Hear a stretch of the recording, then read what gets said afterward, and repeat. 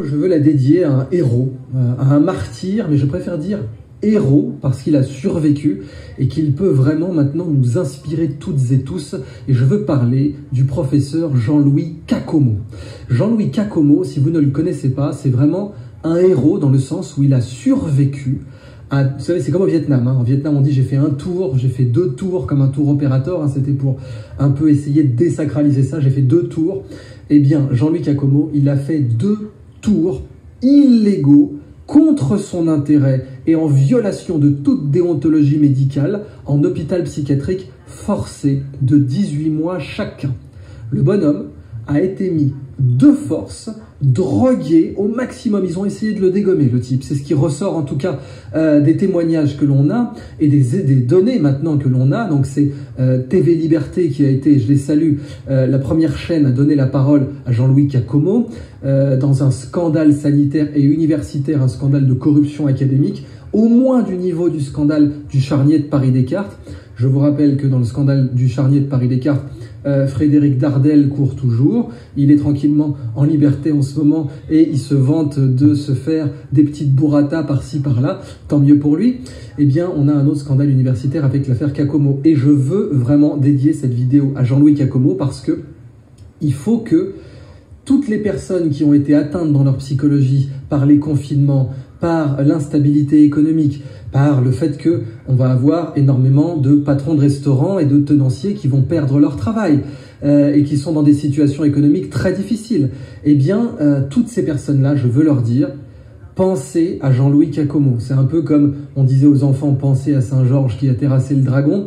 Eh bien, pensez à Jean-Louis Kakomo, ce héros qui a pu survivre à 2 tours de 18 mois d'hôpital psychiatrique forcé, sans aucun intérêt bien entendu pour une maladie imaginaire qu'il n'avait pas, et qui en est sorti, je ne vais pas dire indemne, mais en tout cas plus fort, plus déterminé, et aujourd'hui bien entendu en parfaite santé. Et à chaque fois, pour toutes les personnes qui regarderont cette vidéo dédiée à la santé mentale des Françaises et des Français, eh bien rappelez-vous qu'il y a quelqu'un qui a survécu à infiniment pire que les confinements, que la perte de son travail, etc. et qui l'a fait x2. Alors l'histoire, l'affaire Kakomo, qu'est-ce que c'est? Jean-Louis Kakomo, professeur d'économie à l'université de Perpignan, qui commence à parler à la presse d'un trafic présumé de faux diplômes dans l'université, où donc notamment des étudiants étrangers pourraient donner de l'argent à l'université pour recevoir des diplômes qui ne seraient pas forcément reconnus par l'État, et Jean-Louis Kakomo en parle notamment aux Parisiens. À la suite de cela, il se retrouve à 6 h du matin, interné de force. D'abord, son président d'université le convoque en lui disant qu'il ne faut plus qu'il parle à la presse, ce qui est une violation absolue et patente du droit des enseignants-chercheurs à la libre expression. C'est un droit qui leur est reconnu aussi bien dans le code de l'éducation que dans les usages en République française. Donc là, on a son président d'université qui lui dit « Ouh là, il faut arrêter de parler de ces histoires de faux diplômes, hein, c'est bon ». Et puis, comme évidemment Jean-Louis Kakomo, il est taquin, il décide de continuer d'en parler, et boum, un matin, à 6 h du mat, en 2009, il voit arriver une ambulance qui l'emmène de force à l'hôpital, soi-disant pour 2 jours. Ça va durer 18 mois. Internement, donc HDT, hospitalisation à la demande d'un tiers, et la grave illégalité qui aurait dû mettre des gens en examen, eh bien les tiers qui vont signer son hospitalisation d'office, sont des collègues de travail. Ça, c'est totalement irrégulier. D'ailleurs, on a un autre cas, beaucoup plus tard, je crois que c'était en 2019, où on avait un employé d'une préfecture, si ma mémoire est bonne, c'était à Cannes ou à Antibes, et cet employé a été hospitalisé sur la demande de son préfet, oui, son préfet, son supérieur hiérarchique. Bien entendu, le juge des libertés a cassé cette décision en moins de 72 heures. Eh bien non, pour Jean-Louis Kakomo, ça a duré 18 mois. On a essayé de casser sa famille, ses liens avec ses enfants, sa crédibilité. On a procédé à ce qu'on appelle, quand on est un spécialiste du sujet, une character assassination. On a essayé de détruire sa crédibilité et son caractère pour qu'il ne parle pas d'affaires embarrassantes. Il règne d'ailleurs une vraie obscurité sur toutes ces affaires à l'université de Perpignan. D'abord, on a tout de même eu un meurtre sur le campus. On a eu un étudiant chinois qui avait des antécédents psychiatriques, qui a été libéré et qui a commis un meurtre pendant sa libération. C'est une affaire tout à fait suspecte. Enfin, toute la lumière n'a pas été faite dans la région. Et évidemment, j'invite les journalistes intègres nationaux, bien entendu, certainement pas les locaux. J'invite les journalistes nationaux intègres à essayer d'enquêter sur cette affaire sur laquelle toute la lumière n'a pas été faite. Quoi qu'il en soit, Jean-Louis Giacomo se retrouve hospitalisé d'office, sa vie complètement foutue en l'air, aussi bien familiale que professionnelle. Et après, enfin, il finit par sortir, et ben la rebelote, le nouveau président d'université qui s'appelle Laurent et qui voulait être candidat à la mairie de Perpignan, et bien va le refaire interner d'office. Avec la complicité d'un médecin vraisemblablement, en tout cas d'après les dires du professeur Giacomo. Et ce Laurent eh bien, va invoquer le principe de précaution. Oui, j'interne quelqu'un par précaution, on ne sait jamais.